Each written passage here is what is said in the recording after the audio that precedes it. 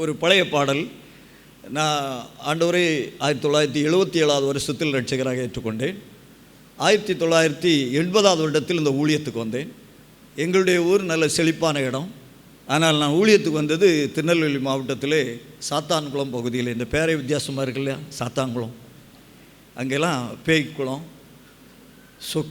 சொக்கன் குடியிருப்பு, சுடலமாடன் குடியிருப்புன்னெல்லாம் பேர் வரும், வித்தியாசமாக இருக்கும். இப்போ எங்கள் ஊரில் அந்த முள்ளு மரங்கள் கிடையாது. ஆனால் இங்கெல்லாம் பார்த்திங்கன்னா உடமரங்களாக இருக்கும். ரொம்ப வெயிலான இடங்கள். எங்களுக்கு ஆரம்பத்திலே நாங்கள் ஒரு அசிஸ்டண்ட்டாக தான் வந்தேன் ஊழியத்துக்கு ஒப்பு கொடுத்து. அந்த பாஸ்டரு ஒரு வயதான பாஸ்டரு. காலையில் 4 மணிக்கு ப்ரேயர், அடுத்தது 8 மணிக்கு ப்ரேயர், மத்தியானம் 12 மணிக்கு ப்ரேயர், சாயங்காலம் 4 மணிக்கு ப்ரேயர், அடுத்து 8 மணிக்கு ப்ரேயர். இப்படி கண்டினியூவாக ப்ரேயர் நடந்துகிட்டே இருக்கும். எனக்கு ஒரு சைக்கிள் தான் தருவாங்க. நான் வாழத்தூர் என்கிற இடம், அதுலேருந்து இட்டமொழி போக வேண்டும் என்றால் 20 கிலோமீட்டர் சைக்கிளில் போகணும். அடுத்து திரும்ப 20 கிலோமீட்டர் சைக்கிளில் வரணும். இங்கேருந்து ஒரு துண்டு கருப்பு கட்டியும் ஒரு செம்பு நீத்தண்ணின்னு சொல்லுவாங்க, கஞ்சி தண்ணி, அதை தருவாங்க. அங்கே போனோன்னு அதுதான் தருவாங்க. ஆனால் ப்ரேயரில் கண்டிப்பாக இருக்கணும். இடப்பட்ட நேரத்தில் போயிட்டு வந்துடணும். ஒரு நாள் பகலில் 12 மணிக்கு ப்ரேயருக்கு நான் போயிட்டு வந்தேன். டயர்டாக அப்படி தூங்கிட்டேன். தூங்கின உடனே எலும்புன்னு சொன்னார். எலும்புன்னு சொல்லி வெளியே போய், நான் அப்போ டவுசர் தான் போட்டிருப்பேன், வெளியே போய் அந்த மணலில் முட்டங்கால் போடுன்னு சொன்னார். அந்த பயங்கரமான மணலில் நான் போய் முட்டங்கால் போட்டேன். நான் என்ன செய்யலைன்னு சொன்னால் எதிர்த்தே பேசலை. என்னுடைய காலெல்லாம் ரொம்ப சுட்டுது. ஆண்டோடைய கிருபையினாலே கருங்கலிலே நாங்கள் ஒரு நல்ல வசதி உள்ள குடும்பத்தில் உள்ளவர்கள். ஆனால் ஆண்டோடைய ஊழியத்திற்கு அழைத்த போது கீழ்ப்படிய வேண்டும் என்ற ஒரு எண்ணத்தை கற்றுக்கொண்டேன். அன்னைக்கு ஒரு பாடல் என்னுடைய மனதிலே பதிந்தது, இன்றைக்கும் மறக்கவே மறக்காது. பாழ்மணல் பாதையில் எரியும் வெயிலில் பரனேவும் கிருபையின் நிழலில் பாடி மகிழ்வேன், குருசில் புகழ்வேன், பேரின்ப நாட்டில் நான் வாழ்வேன். அல்லேலூயா. ஒரு கவியை பாடுறேன். பாழ்மணல் பாதையில் எரியும் வெயிலில் பரனேவும் கிருபையின் நிழலில், பாழ்மணல் பாதையில் எரியும் வெயிலில் பரனேவும் கிருபையின் நிழலில் பாடி மகிழ்வேன், குருசில் புகழ்வேன், பேரின்ப நாட்டில் நான் வாழ்வே. பாடி மகிழ்வேன், குருசில் புகழ்வேன், பேரின்ப நாட்டில் நான் வாழ்வேன், பேரின்ப நாட்டில் நான் வாழ்வேன்.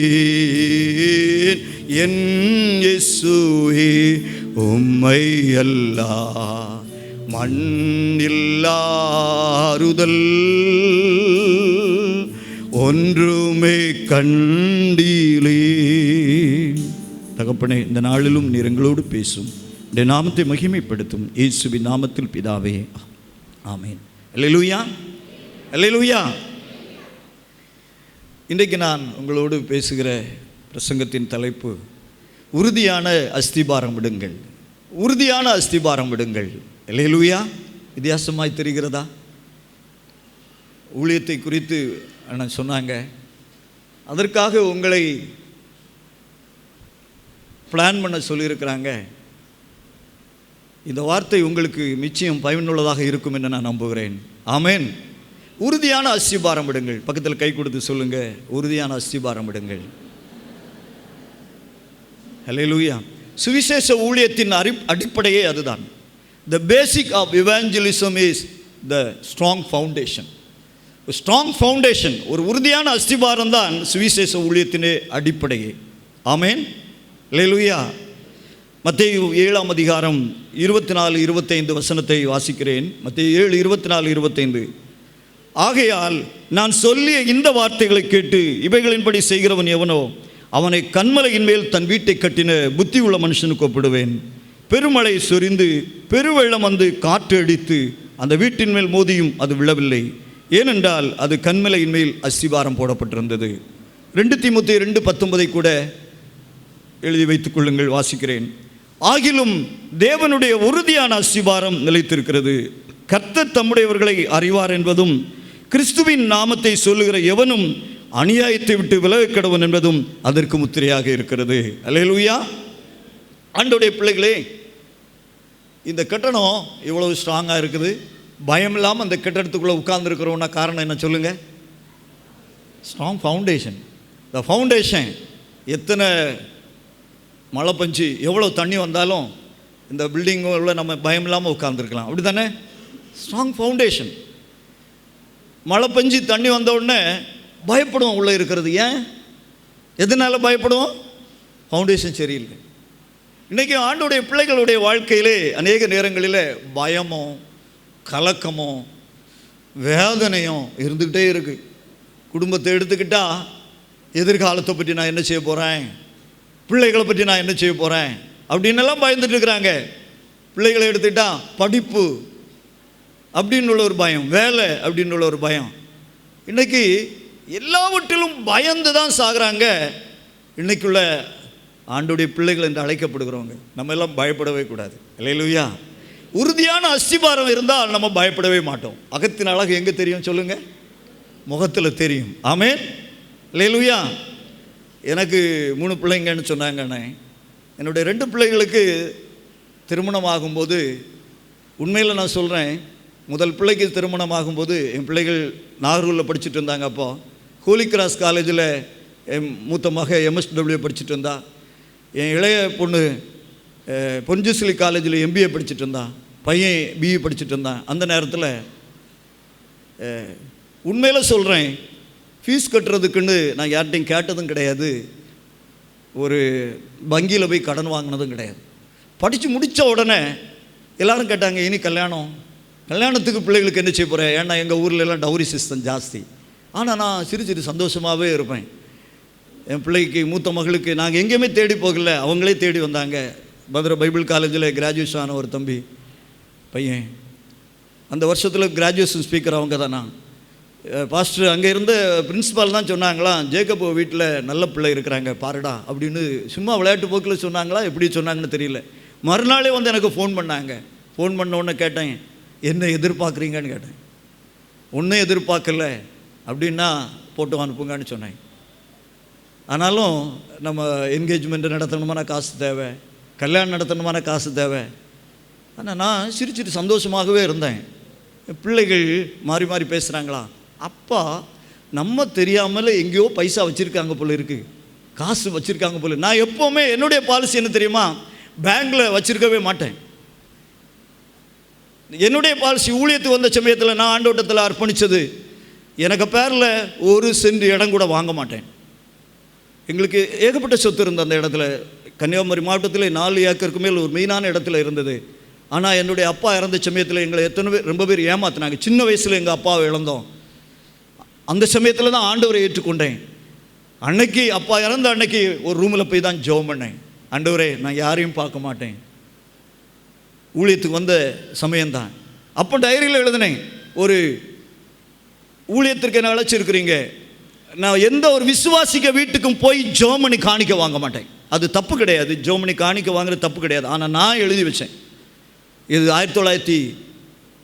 1985 வருடம் நான் எழுதி வச்சது, அப்பா இறந்த வருஷம். உண்மையில் சொல்கிறேன், அதுலேருந்து இதுவரை எந்த ஒரு விசுவாசிக்க வீட்டுக்கும் போய் ஜெபம் பண்ணி காணிக்க வாங்கவே மாட்டேன்.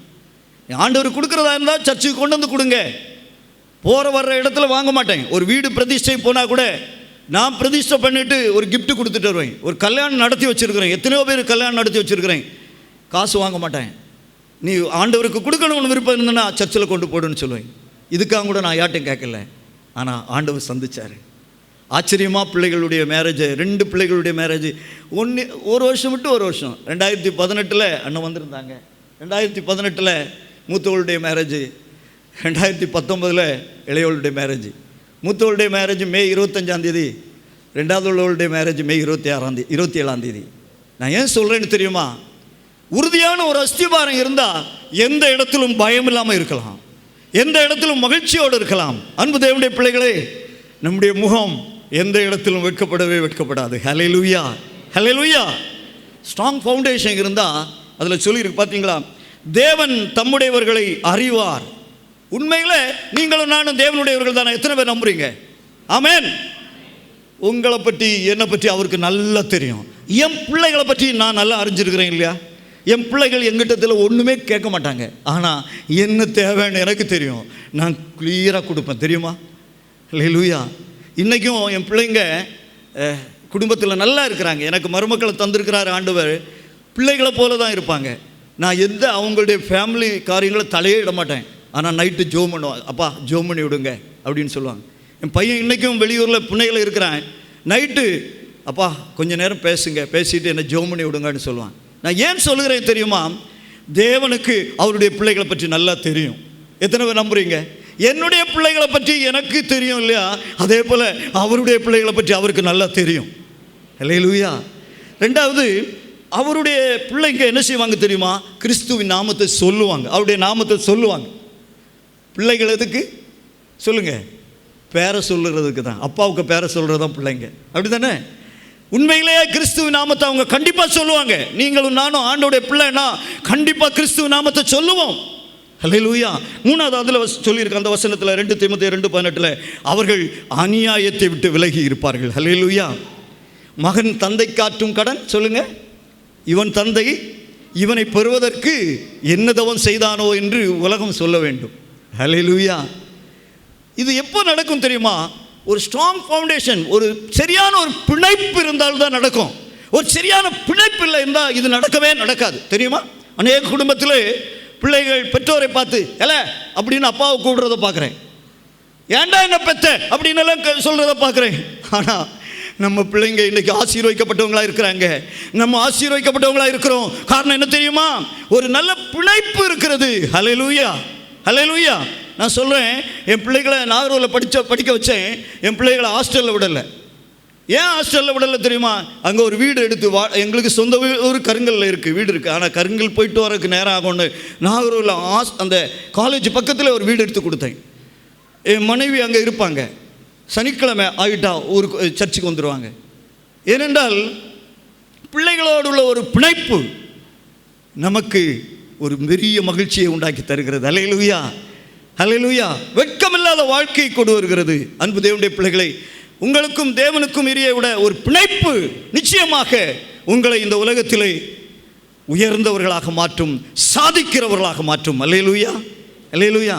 பாஸ்டர் ராஜமணி பாஸ்டர் சொல்லும்போது சொல்லுவாங்க, இன்றைக்கி விசுவாசிகளை பார்த்து எப்படி என் இதயம் யாருக்கு தெரியும் அப்படின்னு பாடுவாங்களாம்.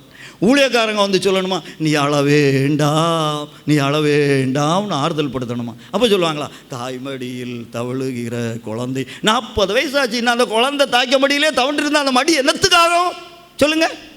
40 வயசாச்சு உங்கள் குழந்தை, இன்னைக்கு உங்கள் மடியிலேயே தவண்டுட்டு இருந்தா அந்த நீங்கள் சந்தோஷப்படுவீங்களா அல்லது வேதனைப்படுவீங்களா சொல்லுங்க? சொல்லுங்களேன். 40 வயசாச்சுன்னா பேர குழந்தையா இப்போ என்ன செய்யணும்?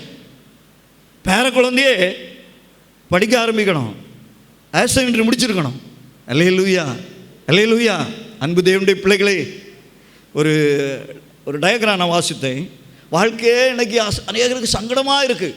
காலங்காத்தால் கோழி மாதிரி எழுந்திருச்சு, காக்கா மாதிரி குளிச்சுக்கிட்டு, குரங்கு மாதிரி லபக்குன்னு அள்ளி போட்டுக்கிட்டு தின்னுக்கிட்டு, பந்தய குதிரை மாதிரி வேக வேகமாக ஆஃபீஸுக்கு ஓடி, மாடு மாதிரி உழைச்சி, பொண்டாட்டி பிள்ளைங்கள்ட்ட அல்ல கணவர்கிட்ட கரடியாக கத்தி, நாயாக குறைச்சி, பொண்டாட்டி எக்கு தப்பா அல்லது கணவன் எக்கு தப்பா ஏதாவது கேட்டால் ஆந்த மாதிரி முழிச்சுக்கிட்டு, ராத்திரி சாப்பாடை முதல்ல மாதிரி முழுங்கிக்கிட்டு எரும மாடு மாதிரி படுத்து தூங்க வேண்டிய ஒரு ரொட்டேட்டர் லைஃப்.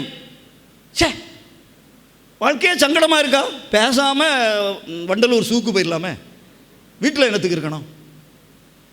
இன்னைக்கு அநேக குடும்பம் இப்படி தான் இருக்கு. கிறிஸ்தவ குடும்பம், ஆண்டவரை பின்பற்றுகிற குடும்பம் இன்னைக்கு இப்படி இருந்துட்டு இருக்கு. அன்பு தேவனுடைய பிள்ளைகளே, ஏன் தெரியுமா? ஸ்ட்ராங் ஃபவுண்டேஷன் இல்லை, ஒரு உறுதியான அஸ்திபாரம் இல்லை. உறுதியான அஸ்திபாரம் உங்களிடத்தில் இருக்கும் என்றால், ஹல்லேலூயா, நான் விசுவாசித்திருக்கிறவர் இன்னார் என்று அறிவேன். ஆமென். நான் விசுவாசித்திருக்கிறவர் இன்னார் என்று அறிவேன். ஹல்லேலூயா. எத்தனை பேர் அதை நம்புறீங்க? கரங்களை வைத்தியாலே சொல்லுங்க. நம்ம ஏதோ ஃபேக்க நம்பல, ஏதோ நடக்கக்கூடாத ஒன்று நம்பல, நம்முடைய ஆண்டவர் உண்மை உள்ளவர். ஹல்லேலூயா. நம்முடைய ஆண்டவர் பெரியவர். ஹல்லேலூயா. நம்முடைய ஆண்டவர் இன்றைக்கும் ஜீவிக்கிறவர். ஹல்லேலூயா. மரித்தேன், ஆனாலும் இதோ சதா காலங்களில் உயிரோடு இருக்கிறேன். மரணத்துக்கும் பாதாளத்துக்கும் உரிய திறவுகோல்களை உடையவராக இருக்கிறேன். ஹல்லேலூயா. உங்களை தொடுகிறவன், என் கண்மணியை தொடுகிறவன் என்கிற ஆண்டவரை தான் நாம் சேவிக்கிறோம். ஸ்திரியானவள் தன் கற்பத்தின் பிள்ளைக்கு இறங்காமல் தன் பாலகனை மறப்பாளோ? அவள் மறந்தாலும் நான் உங்களை. ஆமேன். அல்லேலூயா. கரங்களை வைத்து அல்லேலூயா சொல்லுங்க. இன்னைக்கு ரொம்ப வாழ்க்கை சங்கடமாக இருக்குது. ஒருத்தர் சொன்ன வாழ்க்கையே ஒரு வட்டம், நடக்க கஷ்டமாக இருக்குன்னு ஒருத்தர் சைக்கிளை வாங்கினானா. சைக்கிளை விட பைக்கு நல்லா இருக்குன்னு பைக்கை வாங்கினானா.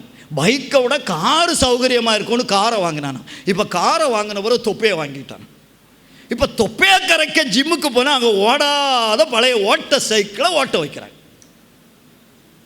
விளங்குதா? எங்கள் ஊரில் எல்லாம் சொல்லுவாங்க, வசதி உள்ளவங்க வசதி இல்லாதவங்க எல்லாம் மாடு மேய்க்கிறாங்க, வசதி உள்ளவன் நாய் மேய்க்கிறான். தெரியுமா உங்களுக்கு? ஹலோ, ஹல்லேலூயா. வசதி இல்லாதவங்க மாடு மேய்க்கிறாங்க, வசதி உள்ளவன் நாய் மேய்க்கிறான். என்ன தெரியும்? ஒரு நாயை கூட்டிகிட்டு ஜாக்கிங், தொப்பையை கரைக்குங்க. வாழ்க்கையே சங்கடம். வேலை செய்தா வேலை. நம்ம முன்னாடியெல்லாம் நம்ம ஊர்களில் நெல் குத்துவாங்க, பார்த்துருக்குறீங்களா? எவ்வளோ ஸ்ட்ராங்காக இருந்தாங்க. நான் நெல் குத்தி இருக்கிறேன். இன்றைக்கும் நான் ஒரு கிலோமீட்டர் சில சமயம் நடந்து போக வேண்டியிருந்தால், 2 கிலோமீட்டர் நடந்து போக வேண்டியிருந்தால், 3 கிலோமீட்டர் நடந்து போயிட்டால் ஒரு பேக் மட்டும்தான். எப்போவுமே நான் வெளிநாட்டுக்கு போனாலும் இந்த ஒரு பேக் மட்டும்தான் வச்சுருப்பேன். பேக்கை தோளில் போட்டு அப்படியே நடந்துருவேன். ஆட்டோவை கூப்பிட மாட்டேன். என்ன தெரியுமா? ஆண்டவர் எனக்கு நல்ல பலனை தந்திருக்கிறார். ஹல்லேலூயா. பைபிள் சொல்லுது, என்னை பலப்படுத்துகிற கிறிஸ்துவினாலே எல்லாம் செய்ய எனக்கு பலன் உண்டு என்று சொல்லி இருக்கிறது. ஹல்லேலூயா. உங்கள் முகம் பிரைட்டாக இருக்கணும். பக்கத்தில் பார்த்து பாருங்கள், முகத்தை பாருங்கள் எப்படி இருக்குன்னு. சிரிச்சுட்டே முகத்தை பாருங்களேன், சிரிச்சுட்டே முகத்தை பாருங்கள். நான் உங்களுக்கு சொல்கிறேன், சிரிச்சுட்டே உங்கள் முகத்தை கண்ணாடியில் போய் பாருங்கள். உங்களை போல பேர் அழகிகள் யாரும் கிடையாது, நம்ம போல பேர் அழகர்கள் யாரும் கிடையாது, தெரியுமா? ஹல்லேலூயா. ஆனால் சண்டை போடும்போது உங்கள் முகத்தை கண்ணாடியில் பாருங்கள், பேயை பார்க்க வேறு எங்கேயும் போகண்டேன். அப்போ பேயாக இருக்கிறீங்களா, அழகானவர்களாக இருக்கிறீங்களா? ஹல்லேலூயா. ஒரு பாட்டில் பாடுவாங்கள்ல, எம்எல்ஏ, அழகாய் நிற்கும் யார் இவர்கள், தீரளாய் நிற்கும் யார் இவர்கள், சேனை தலைவர் நாம் இயேசுவின் போர்த்தளத்தில் அழகாய் நிற்கும் யார் இவர்கள். ஹல்லேலூயா. சொல்லுங்களேன், உற்சாகமா சொல்லுங்களேன். ஹல்லேலூயா. ரொம்ப அழகானவங்க நம்ம. அது ஸ்ட்ராங் ஃபவுண்டேஷன் இருந்தால் தான் அழகானவங்க. அல்லேலூயா. ஸ்ட்ராங் ஃபவுண்டேஷன் சொல்கிறது என்ன தெரியுமா? பைபிள் சொல்லுது, ஆண்டவரை பின்பற்றுகிறவர்கள், என் வார்த்தையை கேட்டு அவைகளின்படி செய்கிறவர்கள். அல்லேலூயா. நம்ம எல்லாரும் பேர் வச்சுக்கிடுறோம். என்ன பேர் வச்சுக்கிடுறோம்? நம்ம பற்றி என்ன பேர் வச்சுக்கிறோம்? கிறிஸ்தவர்கள். நான் உங்கள்கிட்ட கேட்குறேன், கிறிஸ்தவர்கள் என்று இயேசு நமக்கு பேர் கொடுத்தாரா? இல்லை. சீசர்களாவது நமக்கு பேர் கொடுத்தாங்களா? இல்லை. கிறிஸ்தவர்கள் என்கிற பேர் மற்றவர்கள் நிக்நேமாக கொடுத்ததாகும். பரியாச பேர், சொல்லப்போனால் நிக்நேம், காரண சொல்லுன்னு சொல்லுவாங்க இல்லையா, அதே போல் கொடுத்ததாகும். 3 இடத்துல தான் பைபிளில் கிறிஸ்தவர்கள் என்கிற பெயர் வழங்கிட்டு, கிறிஸ்தவனாய் இருப்பதினால் கிறிஸ்தவன் ஆவதற்கு அப்படின்னு 3 இடத்துல தான் பைபிளில் இருக்கு, வேற இல்லை. நம்ம இயேசுவை பின்பற்றுகிறவர்கள். சொல்லுங்க பாப்பா, பக்கத்தில் பார்த்து சொல்லுங்க, இயேசுவை பின்பற்றுகிறவர்கள். ஹல்லேலூயா. ஹல்லேலூயா. இயேசுவை பின்பற்றும் மனிதர்கள் யார் இந்த பூவுலகில்? எந்தன் இயேசுவை பின்பற்றும் மனிதர்கள் யார் இந்த பூவுலகில்? உண்மையிலே நாம் இயேசுவை பின்பற்றுகிறோமா? இயேசுவை பின்பற்றினால் நிச்சயமாக இயேசுவின் வார்த்தைகளை பின்பற்றுவோம். ஹல்லேலூயா. ஹல்லேலூயா. இன்னைக்குள்ள திருச்சபை, இன்னைக்குள்ள கிறிஸ்தவம் இயேசு இல்லாத கிறிஸ்தவமாக மாறிக்கொண்டிருக்கிறது. மைக்கேல் கிரீன் என்கிறவர் ஒரு புத்தகம் எழுதினார். நான் பெங்களூரில் படிக்கும்போது அந்த புத்தகத்தை நான் வாசிச்சிருக்கிறேன், என்கிட்ட இருக்குது அந்த புத்தகம். ஃபஸ்ட்டு சாப்டர் சொல்லுகிறாரு, ரன்னவே வேர்ல்டு. அந்த புத்தகத்தின் தலைப்பு ரன்னவே வேர்ல்டு. ஃபஸ்ட்டு சாப்டர் சொல்லுகிறாரு, the world is running away from reality. உலகம் உண்மையை விட்டு தூரமாக ஓடிட்டு இருக்கு. இன்னைக்கு உங்களுக்கு தெரியும், ஏஐ பார்த்துருக்குறீங்களா? இன்னெல்லாம் உண்மையை விட்டு தூரமாக போயிட்டு இருக்கு. 4th சாப்டரில் சொல்லுவார், the world is, the Christianity is running away from Christ. இன்னைக்கு ஏன் ஆண்டவரை பின்பற்றுகிறோம், ஆண்டவரை ஆராதிக்கிறோம் என்று சொல்கிற பிள்ளைகள் மனதிலே வேதனையோடு, முகத்திலே துக்கத்தோடு, ஏன் சஞ்சலத்தோடு வாழ்ந்து கொண்டிருக்கிறாங்க தெரியுமா? இயேசுவை பின்பற்றவில்லை. சபையை பின்பற்றுகிறோம், ஊழியர்களை பின்பற்றுகிறோம், கொள்கைகளை பின்பற்றுகிறோம். But we are not following Jesus. If we follow, ஆண்டவரை உண்மையாக பின்பற்றினா ஆண்டவருடைய வார்த்தையை நாம் நிச்சயமாக பின்பற்றுவோம். அல்லேலூயா, அல்லேலூயா. கரங்களை உயர்த்தி அல்லேலூயா சொல்லுங்க. அல்லேலூயா. ஆதியிலே வார்த்தை இருந்தது, அந்த வார்த்தை தேவனிடத்தில் இருந்தது, அந்த வார்த்தை தேவனாக இருந்தது. ஆமென். அந்த வார்த்தை தான் நமக்கு ஜீவனை கொடுக்கிறது, தெரியுமா? அல்லேலூயா. அன்பு தேவனுடைய பிள்ளைகளே, ஒரு உறுதியான அஸ்திவாரம் போடுங்க. அப்படின்னா நான் இன்னைக்கு சொல்லுவேன், இயேசுவை பின்பற்றுங்க. சொல்லுங்க, பக்கத்தில் பார்த்து சொல்லுங்க, இயேசுவை பின்பற்றுங்க. அல்லேலூயா. வேற யாரையும் பின்பற்றிட்டு இருக்காதீங்க, இயேசுவை பின்பற்றுங்க. உண்மையிலேயே நீங்கள் நாம் இயேசுவை பின்பற்றுகிறவர்கள் என்றால், அல்லது உறுதியான அஸ்திவாரம் போட்டிருக்கிறவர்கள் என்றால் 3 ஃபீல்டில் தெரியும். அதை வேகமாக நான் சொல்லி நான் முடிக்கிறேன். சரியான நேரத்தில் நான் சொன்ன சரியான நேரத்தில் நான் முடிச்சிருவேன். சீசன் அப்படி என்றால் இயேசுவை பின்பற்றுகிறவர்கள் என்றால் அர்த்தம் என்ன சொல்லுங்க? சீசன். சீசன் என்றால் யார்? ஒன் ஹூ ஃபாலோ, பின்பற்றுகிறவர்கள். அப்போ நம்ம இயேசுவின் சீடர்கள், இயேசுவை பின்பற்றுகிறவர்கள். அதில் நான் 4 காரியம் சொல்லுவேன். உறுதியாக இயேசுவை பின்பற்றுகிறவர்கள். சொல்லுங்க பார்ப்போம். உறுதியாக இயேசுவை பின்பற்றுகிறவர்கள். ஹல்லேலூயா. பவுல் சொல்லும்போது சொல்லுவார், வருங்காரியமோ நிகழ்காரியமோ, மரணமோ ஜீவனோ, தேவதூதர்களோ அதிகாரங்களோ, கிறிஸ்துவின் அன்பை விட்டு என்னை பிரிக்க மாட்டாது என்று என்ன செய்திருக்கிறேன்? நிச்சயித்திருக்கிறேன். அல்லேலூயா. அன்பு தேவனுடைய பிள்ளைகளே, சீசன் என்பவன் உறுதியாக இயேசுவை பின்பற்றுகிறவன். He is a vital person. அவன் மிக முக்கியமானவன். இரண்டாவது, சீசன் என்பவன் இஸ் எ ஃபங்க்ஷனல் பர்சன். செயல்படுகிறவனாக இயேசுவை பின்பற்றுகிறவன். சொல்லுங்க பாப்பா, எப்படி பின்பற்றுகிறவன்? செயல்படுகிறவனாக இயேசுவை பின்பற்றுகிறவன். மூணாவது, இஸ் எ மெச்சூரிங் பர்சன். முதிர்ச்சி உள்ளவனாக இயேசுவை பின்பற்றுகிறவர்கள். எப்படிப்பட்டவர்கள் சொல்லுங்க? முதிர்ச்சி உள்ளவர்களாக இயேசுவை பின்பற்றுகிறவர்கள். நாலாவது, இஸ் எ ரீப்ரொடக்டிங் பர்சன். மறு உற்பத்தி செய்கிறவர்களாக இயேசுவை பின்பற்றுகிறவர்கள். சொல்லுங்க பார்ப்போம். 1, உறுதியானவர்களாய். சத்தமாக சொல்லுங்க, உறுதியானவர்களாய். 2வது, செயல்படுகிறவர்களாய். 3வது, முதிர்ச்சியுடன்.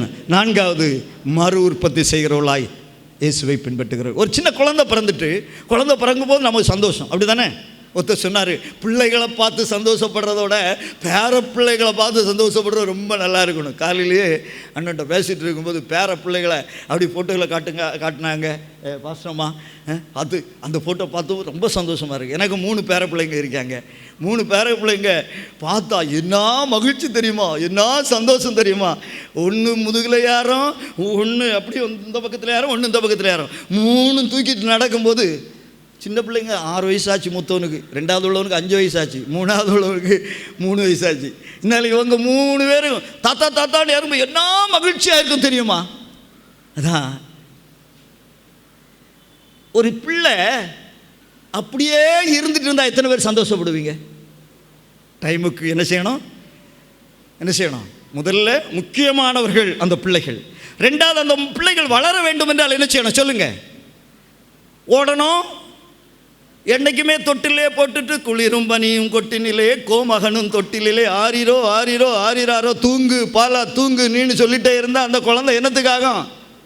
அந்த குழந்தை இன்னைக்கு அந்த ரீசெண்டாக நீங்கள் படிச்சிங்களா? திருநெல்வேலியில் ஒரு பையன் 12th படிக்கிறான். 12th படிக்கிற பிள்ளைக்கு கல்யாண வீட்டில் பாட்டி சாப்பாடு அள்ளி கொடுக்குறாங்க. அவன் ஒரு மொபைல் ஃபோனை வச்சுட்டு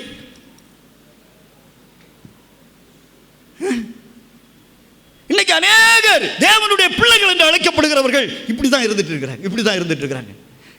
செயல்படணும், ஃபங்க்ஷனலாக மாறணும்.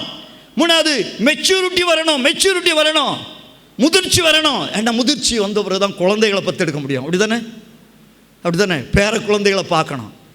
ஆண்டவரை ஏற்றுக்கொண்டவங்க இதே போல தான் குழந்தையாக இருந்து வளரணும்.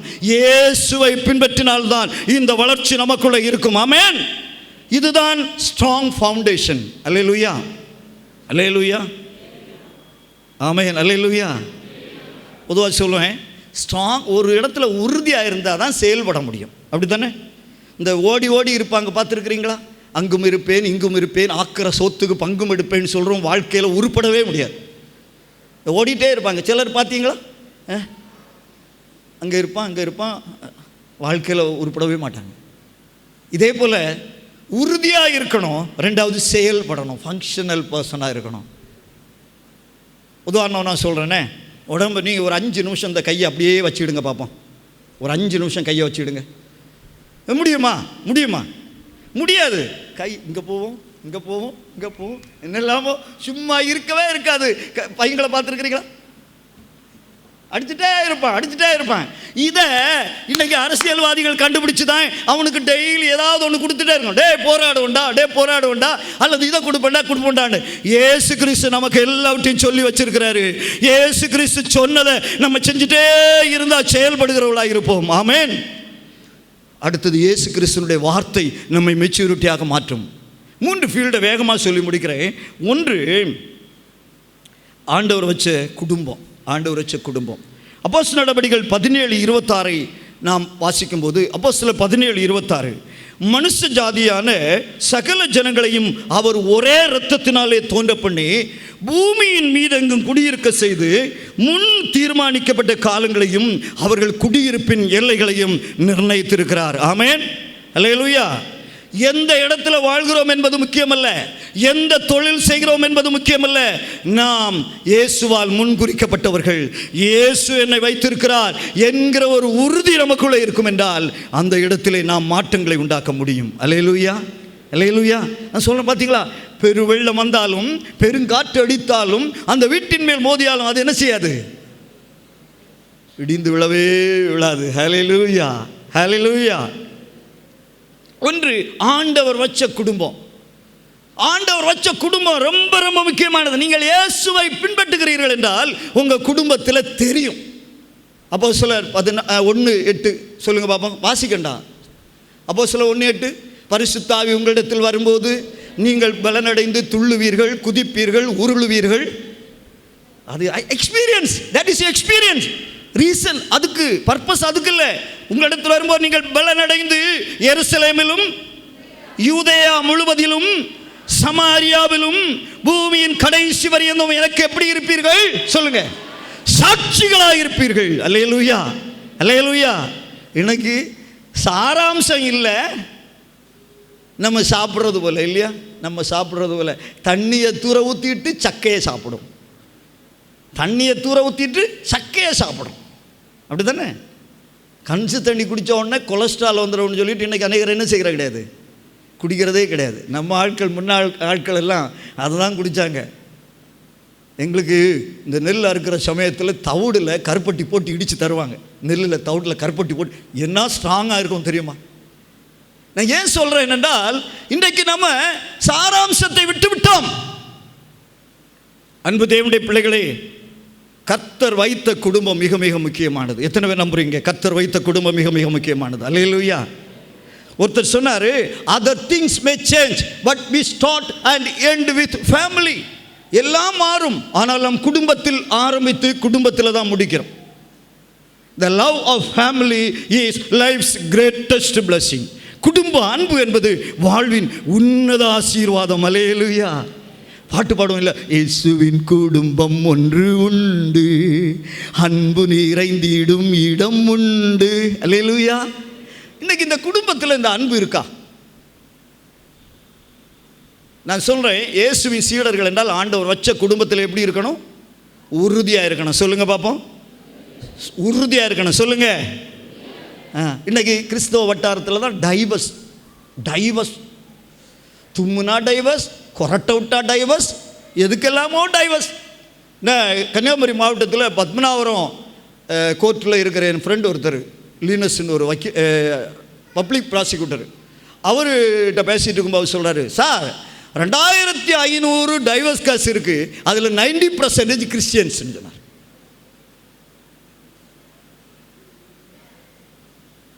ஆண்டவர் வச்ச குடும்பத்தில் உறுதியாக இருக்கிறீங்களா? ஆண்டவர் தந்த கணவனுக்காக எத்தனை சகோதரிகள் ஸ்தோத்திரம் பண்ணுறீங்க? உண்மையிலே நீங்கள் இயேசுவை பின்பற்றுகிறீர்கள் என்றால் ஆண்டவர் எனக்கு தந்த கணவன் என்கிற ஒரு உறுதி உங்கள்கிட்ட இருக்கும். அவங்க எப்படிப்பட்டவங்களா இருந்துட்டு போட்டு, ஆனால் நீங்கள் ஸ்தோத்திரம் பண்ணுவீங்க, உங்களுடைய கணவன் பெரிய மாற்றத்தை காண்பார். அல்லேலூயா. உண்மையிலே ஆண்டவர் தந்த மனைவிக்காக எத்தனை சகோதரங்கள் ஸ்தோத்திரம் பண்ணுறீங்க? பாஸ்டர், இவளுக்காகவே ஸ்தோத்திரம் சொல்ல விரும்புகிறீங்களா அப்படின்னு நினைக்கிறீங்களா? யோவுக்கு மனைவியை விட நம்ம மனைவி சூப்பர் தாம்மா. எத்தனை பேர் நம்புறீங்க? பிரச்சனை வாழ்வு காலத்தில் அனுபவிச்சா, நல்ல சொத்தெல்லாம் இருந்துச்சுமே சந்தோஷமாக இருந்தா.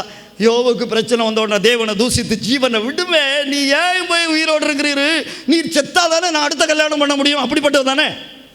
ஆனால் யோவு மனைவியை பைத்தியக்காரின்னு கூட சொல்லலை.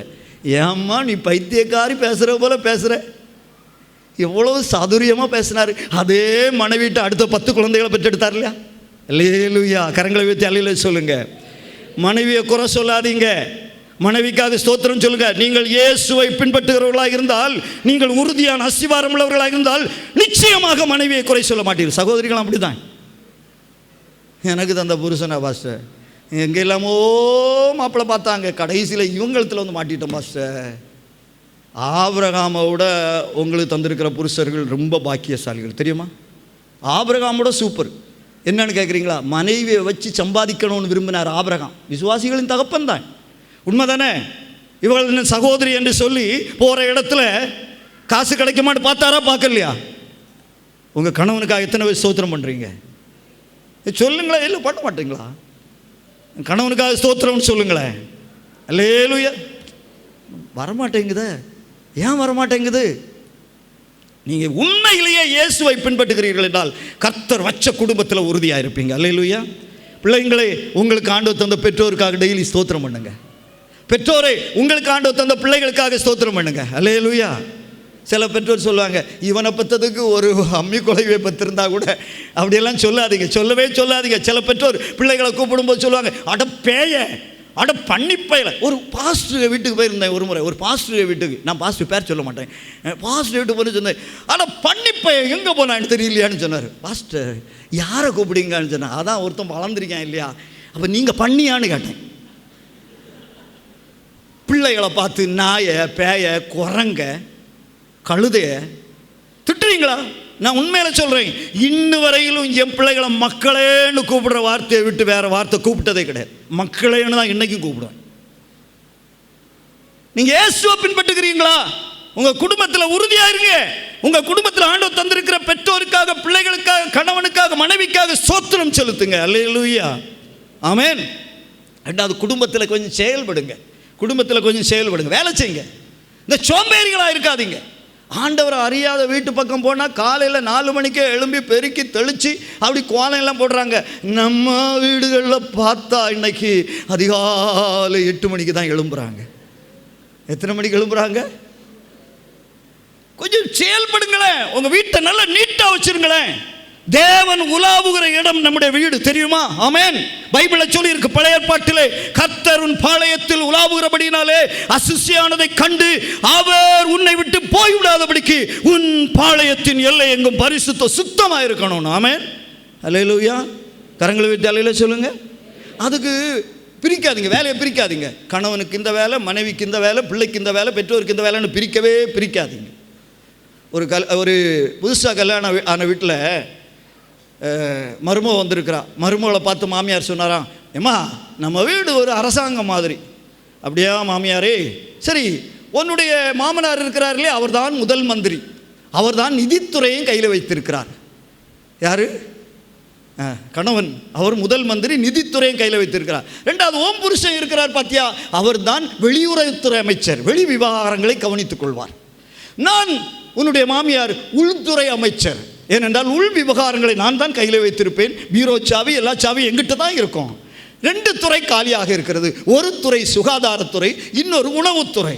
அப்படின்னு அர்த்தம் என்ன தெரியுமா? நீ சமைச்சு போடணும், துவைச்சு போடணும்.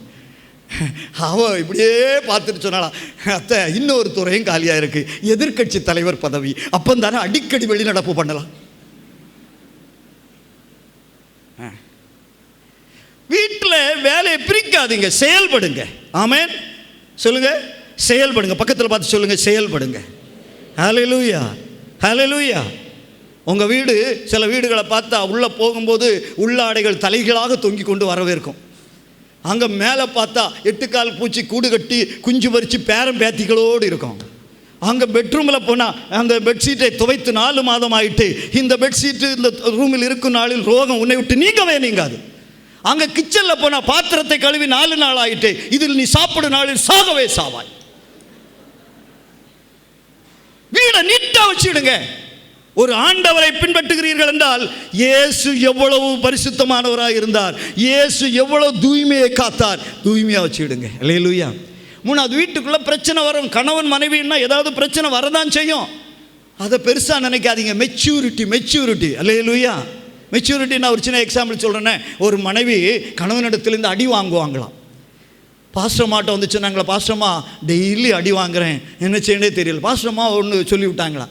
அடுத்த தடவை கணவன் வந்து வேகமாக அடித்த உடனே, ஐயோ அடிபட்ட என் கையே இவ்வளோ வலிக்கும்னா அடித்த உங்கள் கை எவ்வளோ வலிக்கும், வெந்நி வச்சு தரட்டான்னு கேட்டாலாம். அடுத்தவரும் அடிப்பாரா? அநேகர் அடி வாங்குறாங்க வாய்க்கொழுப்பு, மெச்சூரிட்டி இல்லாமல். நல்லா பேசுகிற மனைவின்னா ஒரு சோடா வாங்கி கொடுங்க. ஏம்மா நீ ரொம்ப பேசி டயர்ட் ஆகிட்டம்மா, நான் சோடா குடிச்சிட்டு பேச மாட்டேன். அல்லேலூயா. இதான் மெச்சூரிட்டி. ரொம்ப சொல்ல வேண்டாம், நம்ம டைம் இல்லை, வேகமாக முடிச்சிடுறேன். கர்த்தர் வச்ச குடும்பத்தில் மெச்சூரிட்டியோடு இருந்தீங்கன்னா உங்கள் குடும்பம் இயேசுவை ஏற்றுக்கொள்ளும். அல்லேலூயா. இதுதான் ரீப்ரொடக்ஷன். உங்கள் குடும்பம் இயேசுவை ஏற்றுக்கொள்ளும். அல்லேலூயா. எத்தனை பேர் அதை நம்புறீங்க? உங்கள் குடும்பத்தில் உள்ளவங்களே இயேசுவை பின்பற்றினாங்கன்னு சொன்னால் உங்கள் சர்ச்சை எப்படி இருக்கும் சொல்லுங்கள். இந்த சர்ச்சை எப்படி இருக்கும்? எங்கள் அம்மா இயேசுவை பின்பற்றினாங்க. எங்கள் அப்பா வந்து இந்து, அவங்க வந்து தனி கோயிலே வச்சுருந்தாங்க, பயங்கர முருக பக்தன். எங்கள் அம்மா வந்து கிறிஸ்தவ குடும்பத்தில் பிறந்தவங்க. ஆனால் அவங்க இயேசுவை நம்பலை, இயேசுவை ஏற்றுக்கொள்ளாதவங்க தான். ஆனால் ஒரு சந்தர்ப்பத்தில் இயேசுவை ஏற்றுக்கொண்டாங்க. இயேசுவை ஏற்றுக்கொண்ட பிறகு எங்கள் குடும்பத்தில் உள்ள ரொம்ப பேரை கிறிஸ்துவுக்குள் வழி நடத்தி இருக்கிறாங்க. அல்லேலூயா. இன்றைக்கி 300-400 பேருக்கு மேலே எங்கள் ஃபேமிலியில் உள்ளவங்க இயேசுவை ஏற்றுக்கொண்டிருக்கிறாங்க. ஆமேன். அன்பு தேவனுடைய பிள்ளைகளே, ஆண்டவர் வச்ச குடும்பத்தில் நீங்கள் உறுதியாக இருந்து செயல்பட்டீர்கள்னா, மெச்சூரிட்டியோடு இருந்தீங்கன்னா இந்த குடும்பத்தை ஆதாயப்படுத்தலாம். அல்லேலூயா. இதுதான் ஆண்டவர் அவருடைய வசனத்தின்படி வாழ எனக்கு ஒரு வாய்ப்பு தந்திருக்கிறார் என்கிற உறுதியான ஆசீர்வாதம். அல்லேலூயா. அல்லேலூயா. பைபிள் அதை தானே சொல்லுது. பைபிள் அதை தானே சொல்லுது. உங்கள் குடும்பத்தில் கணவன் ரட்சிக்கப்படாமல் இருந்தால், சத்தியத்தை அறியாமல் இருந்தால், போதனையின்றி நல்ல நடக்கையினாலே அவனை என்ன செய்யலாம்? ஆதாயம் பண்ணலாம். சொல்லியிருக்கா சொல்லலையா? அல்லேலூயா. நீங்கள் யோசிச்சு பாருங்க, உங்கள் குடும்பம் முழுவதும் இயேசுவண்டை வந்தாலே இந்த சர்ச்சில் இடம் கொள்ளுமா? இடம் கொள்ளுமா? கொள்ளாது. அந்த அளவுக்கு கூட்டம் வரும். இயேசுவை பின்பற்றுகிறீர்கள் என்றால், ஒரு உறுதியான அஸ்திவாரம் உடையவர்களாக உங்கள் குடும்பத்தில் இருப்பீர்கள் என்றால் உங்கள் குடும்பம் ஆசீர்வதிக்கப்பட்ட குடும்பமாக இருக்கும். ஆமேன். ஒரு வேடிக்கையான ஒரு சம்பவம் சொல்லுவாங்க. ஒரு பாஸ்டர் ஒரு வீட்டுக்கு ஜெபம் பண்ண போனாராம். ஜெபம் பண்ண போன சமயம் அந்த வீட்டில் யாரெல்லாம்னா மாமியார், பையன், மருமக, பேரப்பிள்ளைங்க. ஸ்தோத்திரம். அன்னைக்கு மருமகள் இருந்தாங்களாம். வாங்கம்மா, வாங்கயான்னு கூப்பிட்டாங்களாம். உட்கார வச்சாச்சு, டீ எல்லாம் கொடுத்தாச்சு. உங்கள் குடும்பம் எப்படி இருக்குது? நல்லா இருக்குது. கணவன் எப்படி இருக்கார்? நல்லா இருக்கிறார். பிள்ளைகள் எப்படி இருக்காங்க? நல்லா இருக்கிறாங்க. மாமியார் எப்படி இருக்கிறா? ஒரு பாஸ்டர் அவர்கள் கர்த்தருக்குள் நித்திரை அடைவதற்காக ஜோமனி கொண்டே இருக்கிறேன்னு சொன்னாங்களாம். சரி நீ பேசலாமா விட்டுரு. அடுத்த தடவை பாஸ்டர் விசிட்டிங் போகிற சமயத்தில் மாமியார் இல்லை, மருமகள் இல்லை, மாமியார் இருந்தாங்களாம். வாங்கய்யா தோத்துறையா, எப்படி இருக்கிறீங்கம்மா? நல்லா இருக்கிறேன். பையன் எப்படி இருக்கேன்? சூப்பர். பேரப்பிள்ளைகள் எப்படி இருக்கிறாங்க? நல்லா இருக்கிறாங்க. உங்கள் மருமகளை எப்படி? பாஸ்டர் கேட்காதே, ஹார்ட் அட்டாக் வந்துடும் போல தெரியுதுன்னு சொல்லிட்டு சொன்னாங்களாம். ஃபேமிலி எப்படி இருக்கு? இயேசுவை பின்பற்றுகிறீர்களா? ஒரு உறுதியான அஸ்திவாரம் உடையவர்களாக இருக்கிறீர்களா? உங்கள் குடும்பம் ஆசீர்வதிக்கப்பட்ட குடும்பமாக இருக்கும். ஆமென். ஹல்லேலூயா. கரங்களை வைத்து அல்லேலூயா சொல்லுங்க. ஹல்லேலூயா. ஹல்லேலூயா. அடுத்தது உள்ளதை வேகமாக சொல்லிட்டு போகிறேன். 2 காரியம் கூட வேகமாக சொல்லி 10 நிமிஷத்தில் முடிச்சிடும். எனக்கு தந்த டைமில் கரெக்டாக முடிச்சிடும். 2வது, கர்த்தர் வச்ச ஊரில் அல்லேலூயா. கர்த்தர் வச்ச ஊரில் எப்படி இருக்கணும் சொல்லுங்கள்? உறுதியாக இருக்கணும். சொல்லுங்கள் பாப்பா, பக்கத்தில் பார்த்து சொல்லுங்கள். ஆண்டவர் உங்களை வச்ச ஊரில் உறுதியாக இருங்க. வச்ச ஊரை விட்டு ஓட நினைக்காதீங்க. மெட்ராஸில் போய் செட்டில் ஆகலாமா, பாம்பேயில் போய் செட்டில் ஆகலாமா, பெங்களூரில் போய் செட்டில் ஆகாமான்னு நினைக்காதீங்க. எந்த இடத்துல இரு, நான் உன்னை ஆசீர்வதிப்பேன் என்று சொன்ன ஆண்டவர் ஈசாக்கை 100 மடங்கு ஆசீர்வதித்தார் அல்லவா? அல்லேலூயா. கர்த்தர் எதற்காக உங்களை அந்த ஊரில் வைத்திருக்கிறார் தெரியுமா? உங்கள் மூலம் அந்த ஊரில் ஒரு மாற்றத்தை கொண்டு வர. ஆமென். எத்தனை பேர் அதை நம்புறீங்க? ஹல்லேலூயா. அந்த ஊருக்காக டெய்லி ஸ்தோத்திரம் பண்ணுங்க. உறுதியாக இருங்க. நீ இயேசுவை பின்பற்றுகிறீர்கள் என்றால் உங்களை ஆண்டவர் வைத்த ஊரை குறை சொல்ல மாட்டீங்க. நம்ம ஆண்டவர் வச்சிருக்கிற நாட்டை குறை சொல்லண்டாம். நமக்கு ஆண்டவர் தந்திருக்கிற தலைவர்களை குறை சொல்லவே வேண்டாம். வேண்டாம். அவங்க எப்படி இருந்துட்டு போட்டுமே, ஆண்டவர் என்னை கொண்டு என்னுடைய ஊரில் மாற்றத்தை கொண்டு வர போகிறார், என்னை கொண்டு என் தேசத்தில் மாற்றத்தை கொண்டு வர போகிறார் என்கிற ஒரு விசுவாசம் நமக்கு இருக்கட்டும். ஆமென். ரெண்டாவது, ஊரில் செயல்படுங்க. கொஞ்சம் செயல்படுங்க. ஒரு சின்ன எக்ஸாம்பிள் சொல்கிறேன். உங்கள் வீட்டு பக்கத்தில் சாக்கடை கிடக்குன்னு வச்சுக்கிடுங்களேன். யாரையும் குற்றம் சொல்லிகிட்டு இருக்காதீங்க. ஒருத்தரை வந்து பார்க்க போகிறது கிடையாது. நீங்கள் கொஞ்சம் இறங்குங்க. பக்கத்தில் உள்ள 2-3 பேரை சேருங்க. இந்த சாக்கடையினால கொசு எல்லாம் ரொம்ப வருது, நம்ம கொஞ்சம் இறங்குவோமே. நம்ம ஆளுக்கு ஒரு 500 போடுவோம். ஒரு சம்பு தோண்டி அதில் சாக்கடை தண்ணியெல்லாம் போகக்கூடிய அளவில் நம்ம மேலே ஒன்று செய்வோமே. சொல்லி பாருங்கள். கொஞ்சம் செயல்பட்டு பாருங்கள். அந்த ஊரில் 10 பேர் உங்களுடைய ஃப்ரெண்டாக மாறுவாங்க. அந்த தெருவில் 10 பேர் உங்களுடைய ஃப்ரெண்டாக மாறுவாங்க. உண்மையில் நம்புறீங்களா? நீங்கள் நல்ல டீச்சராக இருந்தால் அந்த எஜுகேஷனில் பின்தங்கி இருக்கிற சில பிள்ளைகளை தேர்ந்தெடுத்து அவங்களுக்கு கொஞ்சம் சொல்லிக் கொடுங்களேன். அல்லேலூயா. உங்களுடைய திறமைகளை உங்களுடைய ஆண்டவர் உங்களை வைத்திருக்கிற இடத்துல பயன்படுத்துங்கள். ஆமென். அல்லேலூயா. மூணாவது, ஊரில் கொஞ்சம் மெச்சூரிட்டியோடு இருங்க. ஊரில் மெச்சூரிட்டியோடு இருக்கான்னு சொல்லி ஒரு சின்ன கதை சொல்கிறேன்னே. நீங்கள் ஊருக்குள்ளே போகும்போது நாய் வரும். உங்கள் ஊரில் எல்லாம் நாய் உண்டா இல்லையா? நாய் நம்ம போகும்போது எப்படி வரும்? ஹவ் ஹவ் ஹவ்னு சத்தம் போட்டுட்டு வரும். இந்த நாயை கண்ட உடனே என்ன செய்யக்கூடாது தெரியுமா? முன்னே போகக்கூடாது, கடிக்கும். பின்னால் ஓடக்கூடாது, துரத்தும். குனிஞ்சி கல்லை தூக்கக்கூடாது. அடுத்து நீங்கள் ராத்திரி வரும்போது அது வன்மம் வச்சுட்டு கடிச்சிடும். நாயை கண்ட உடனே நிற்கும்.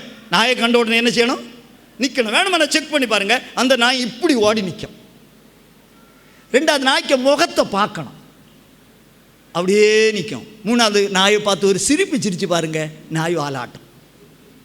செக் பண்ணி பாருங்கள். சில நாய்களை அதோட விட்டுறணும். சில நாய்கள் உங்கள்கிட்ட அப்படியே குழஞ்சிட்டா தலைக்கு மேலே கையை வச்சுட்டீங்கன்னா அந்த நாய் உங்கள் அடிமை. நான் அப்படி பல நாய்களை எல்லாம் வசப்படுத்தியிருக்கேன். அதனால தான் சொல்கிறேன், எக்ஸ்பீரியன்ஸ்.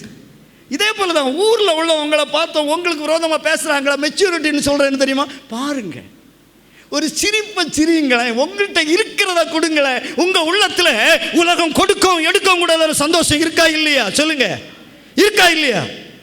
அதை வச்சுட்டு சர்ச்சில் வந்து ஆண்டவரே அவன் எதிராக எழுப்பி விட்டான், அவனுடைய காலை உடையும் ஆண்டவரே, அவனுடைய எதுக்கு அந்த ஜபம்? வேண்டாம். அவங்கள பார்த்து ஒரு சிரிங்க, முறைப்பாங்க. எத்தனை தடவை அடிக்க அம்மியும் நகரும். எத்தனை பேர் நம்புறீங்க? அடிக்க அம்மியும் நகரும். 2 தடவை சிரி. இவனு சொரணே இல்லை போல இருக்குன்னு சொல்லுவாங்க. ஆமாம், நம்ம சொரணை கட்டவங்க தானே, சொரணை இல்லாதவங்க தானே. அல்லேலூயா. இயேசுவை பார்த்து என்னெல்லாம் பேசுனாங்க. இயேசு எப்படி இருந்தார்? மயிர் கத்தரிக்கிறவனுக்கு முன்பாக சத்தமிடாதிருக்கிற ஆட்டை போல. இயேசுவை பின்பற்றுகிறவங்க தானே. அல்லேலூயா. இதான் மெச்சூரிட்டி. அப்படின்னா கண்டிப்பாக அந்த ஊரில் ஒரு சிலரை கிறிஸ்துவோட கொண்டு வந்துடலாமா? கொண்டு வர முடியாதா? சொல்லுங்க. அதான் மறு உற்பத்தி. அல்லேலூயா. மூணாவது, வேகமாக சொல்லி முடிச்சிடுறேன். ஆண்டவர் வச்ச சர்ச்சு. இதில் எல்லாத்துக்குமே வசனம் இருக்கிறது. இந்த வசனத்தை மட்டும் நான் உங்களுக்கு வாசிக்க விரும்புகிறேன். கர்த்தர் வைத்த சபையில் பைபிளில் சொல்லியிருக்கு. எபிரேயர் 13:17, உங்களை நடத்துகிறவர்கள் உங்கள் ஆத்துமாக்களுக்காக உத்தரவாதம் பண்ணுகிறவர்களாய் விழித்திருக்கிறவர்களான அப்படினால் அவர்கள் துக்கத்தோடு அல்ல, அவர்கள் சந்தோஷத்தோடு அதை செய்யும்படி அவர்களுக்கு கீழ்ப்படிந்து அடங்குங்கள். சங்கீதம் 92:13 கர்த்தருடைய ஆலயத்திலே நாட்டப்பட்டவர்கள். சொல்லுங்க பாப்போம், சத்தமா சொல்லுங்க. கர்த்தருடைய ஆலயத்திலே நாட்டப்பட்டவர்கள் எங்கள் தேவனுடைய பிரகாரங்களில் செழித்திருப்பார்கள். அல்லேலூயா. நீங்கள் எல்லாம் அப்படி இருக்கிறீங்கன்னு நம்புகிறேன். கர்த்தர் வச்ச சர்ச்சில் ஸ்ட்ராங்காக இருங்க. சொல்லுங்கள் பாப்போம், பக்கத்தில் பார்த்து சொல்லுங்கள். கர்த்தர் வச்ச சர்ச்சில் கொஞ்சம் ஸ்ட்ராங்காக இரு. குரங்கு விசுவாசியாக இருக்காத. பக்கத்தில் பார்த்து சொல்லுங்கள், குரங்கு விசுவாசியாக இருக்காத. குரங்குன்னா என்னது? என் கிளை விட்டுக்களை தாவிட்டே இருக்கும். சிலர் உண்டு, என்னது இந்த சபை இல்லைன்னா அந்த சபை, அந்த சபை இல்லைன்னா சொந்த சபை. என்ன சபை? இந்த சபை இல்லைன்னா அந்த சபை. எத்தனையோ பேர் இன்னைக்கு ஒரு வீட்டில் பிரச்சனை வந்துட்டா பக்கத்து வீட்டுக்காரங்க கூப்பிட்டு உடனே சாப்பாடு போடுவாங்க. எதுக்கு தெரியுமா? சொல்லுங்கள், எதுக்கு? அவன் எதிர்பார்த்துட்டே இருக்கான். குடும்பம் ரெண்டு பட்டா கூத்தாடிக்கு கொண்டாட்டம். பிரச்சனை இல்லாத வீடு எங்கே இருக்கிறது? பிரச்சனை இல்லாத நாடு எங்கே இருக்கிறது? பிரச்சனை இல்லாத திருச்சபை எங்கே இருக்கிறது? ஆண்டவர் வச்ச சர்ச்சில் உறுதியாக இருங்க. ஹல்லேலூயா சொல்லுங்க. ஆண்டவர் வச்ச சர்ச்சில் உறுதியாக இருங்க. சபை விட்டு சபை ஓடிட்டு தெரியாதீங்க. ஹல்லேலூயா ஹல்லேலூயா. ரெண்டாவது, சபை வைச்ச சபையில் செயல்படுங்க. சர்ச்சில் செயல்படுங்க. ஆமென். இந்த க்ளீன் பண்ணுறதா இருந்தாலும் சரி, எல்லாத்தையும் இந்த பிரிஸ்டிச்சு பார்க்காமலே செய்யுங்க. ஆண்டவரை ஏற்றுக்கொள்கிறதுக்கு முன்னாடி எங்கள் வீட்டில் எல்லாம் வேலைக்காரங்க உண்டு. ஒரு பை கூட தூக்க விட மாட்டாங்க எங்கள் அப்பா. ஆண்டவரை ஏற்றுக்கொண்ட பிறகு வண்டிக்கு பின்னாடி இருந்து கறி பானையே தூக்கிட்டு போவோம். மேலே ஏறி கட்ட தெரியாது, ஓலை கட்ட தெரியாது. அப்போ ஆனால் மேலே ஏறி ஓலை கட்டுவோம். சொல்லி தந்ததை செய்வோம். செய்யுங்க, செயல்படுங்க. அல்லேலூயா. ஆண்டவருடைய ஆலயத்தில் செயல்படுகிறீர்கள் என்றால் உண்மைகளே ஆண்டவர் உங்களை ஆசீர்வதிப்பார். எத்தனை பேர் நம்புறீங்க? அல்லேலூயா. சிலர்லாம் பார்த்துருக்குறீங்களா? 9 மணிக்கு இங்கே 9 மணிக்கு ஆராதனைன்னா 9:45 மாப்பிள்ளை போல வருவாங்க.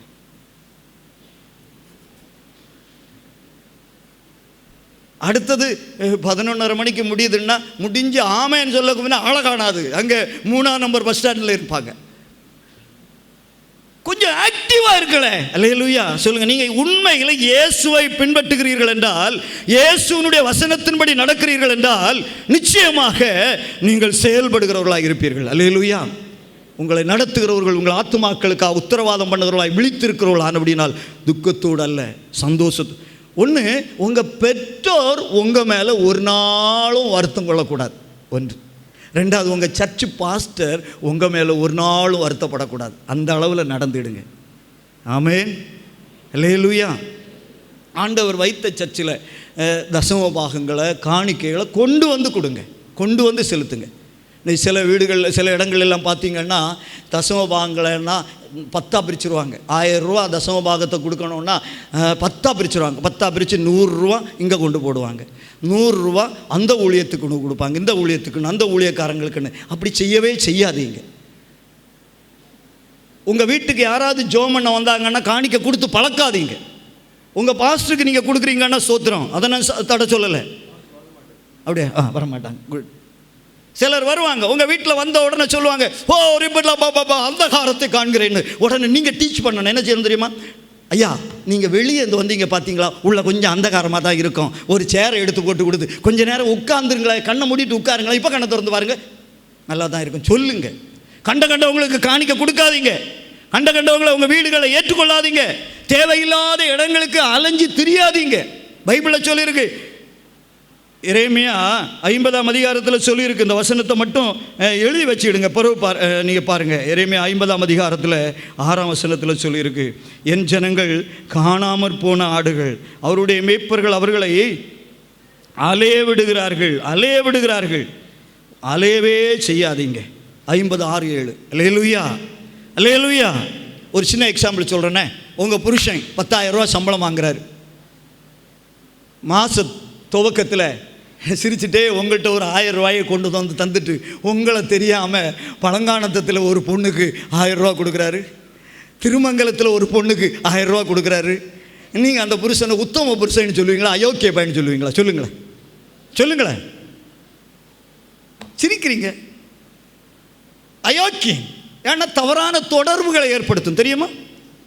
செய்யலாம், கொடுக்கறது தப்பு கிடையாது. நான் சொல்கிறேன், நான் கொடுக்கறதை தப்பாக சொல்லவில்லை. ஆனால் பழங்கானத்தில் உள்ளவங்களுக்கு 1000 ரூபா உங்கள் மனைவியிட்ட கொடுத்து, ஏம்மா அந்த அம்மாவுக்கு கொடு, கஷ்டப்படுறா சொன்னால் ஓகே.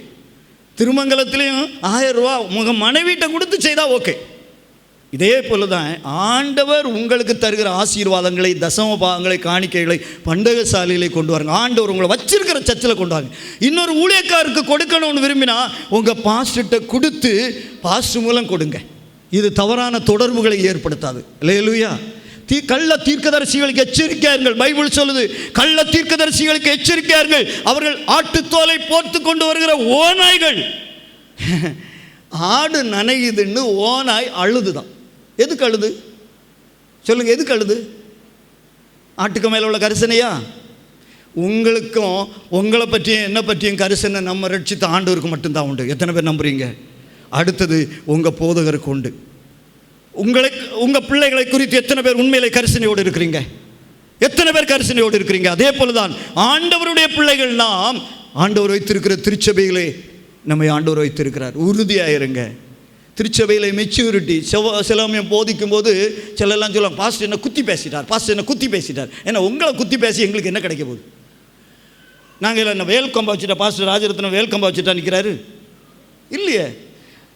பெற்றோர்னா பிள்ளைகளை பேசும்போது பிள்ளைகள் நல்லா இருக்கணும்னு உள்ள ஒரு லட்சியத்தோடு பேசுகிறாங்க, தெரியுமா?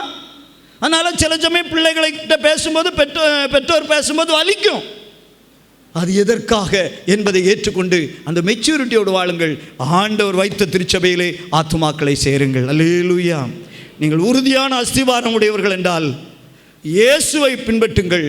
அது உங்களுடைய குடும்பத்தில் தெரியும், அது உங்களுடைய ஊரில் தெரியும், உங்களுடைய திருச்சபையில் தெரியும். நம்ம குடும்பம் ரட்சிக்கப்பட்டுட்டுன்னா நம்ம சர்ச்சில் ஒரு பெருக்கம் வருமா? வராதா? நம்முடைய ஊர் ரட்சிக்கப்பட்டுட்டுன்னா நம்ம சர்ச்சில் ஒரு பெருக்கம் வருமா? வராதா? நம்முடைய ஊர்கள் தோறும் வீட்டு சபைகள் ஆரம்பிக்கிறதற்கு அது உதவியாக இருக்கும் அல்லவா?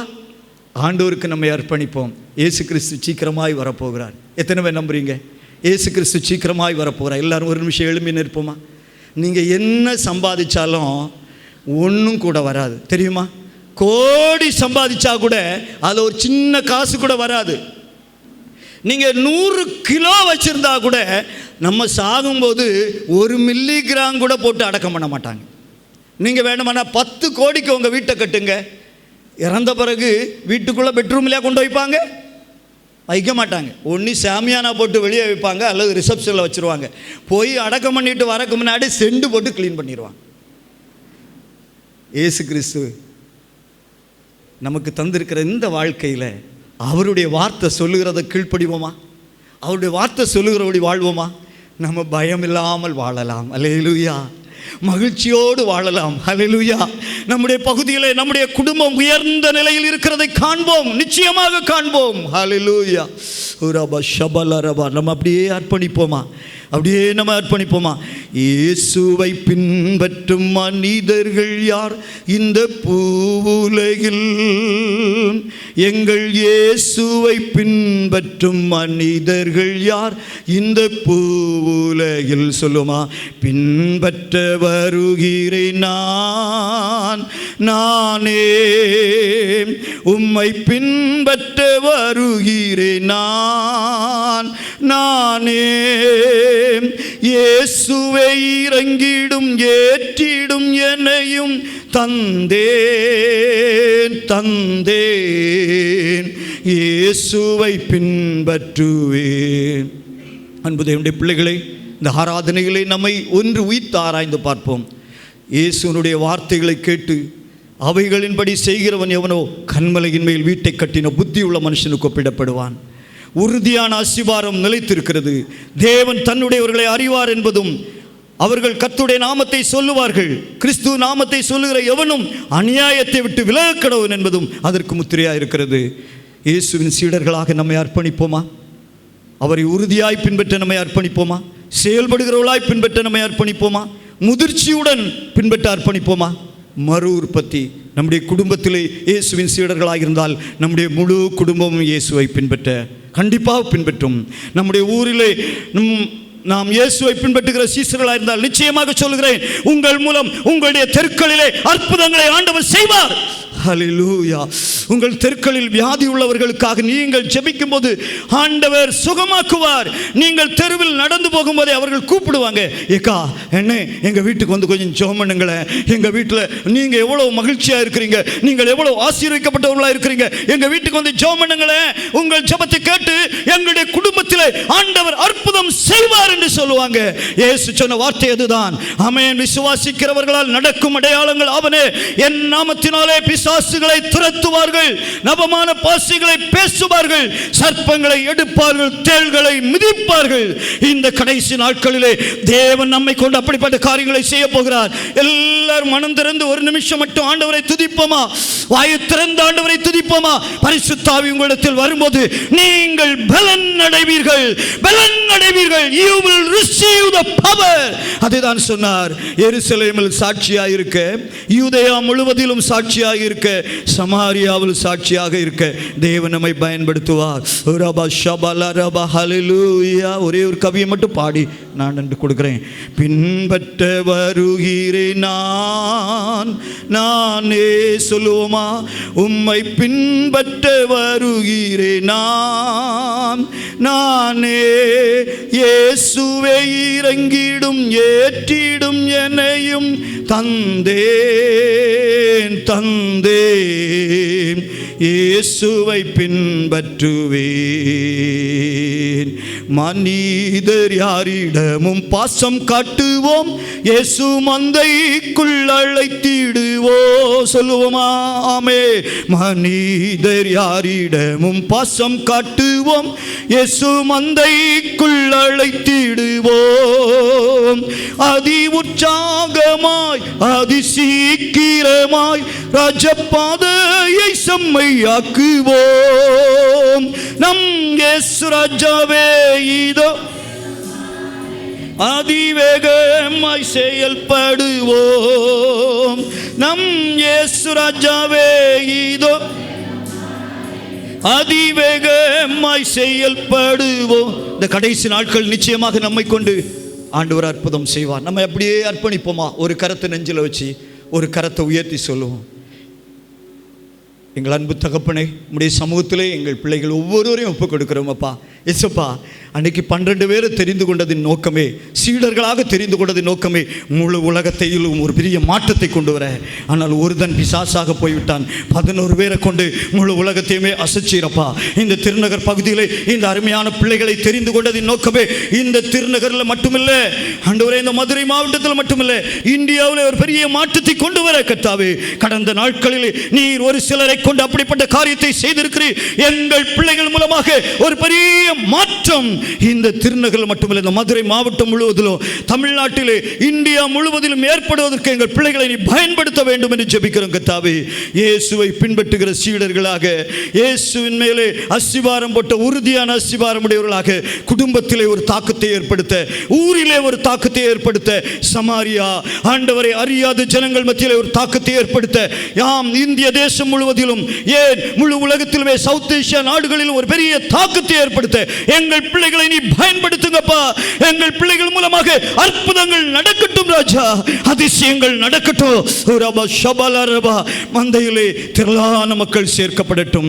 இந்த திருச்சபை 1000ஆக பெருகட்டும். எங்கள் அன்பான போதகர் குடும்பத்திற்காக ஸ்தோத்திரம் ஆண்டவரே. ஒரு பெரிய தரிசனத்தோடு இந்த இடத்துல வைத்திருக்கிறீங்க தேவன். அந்த தரிசனம் நிறைவேற ஆண்டவரே எங்கள் அன்பான போதகர் குடும்பத்தை நீ பலப்படுத்தும், பயன்படுத்தும்.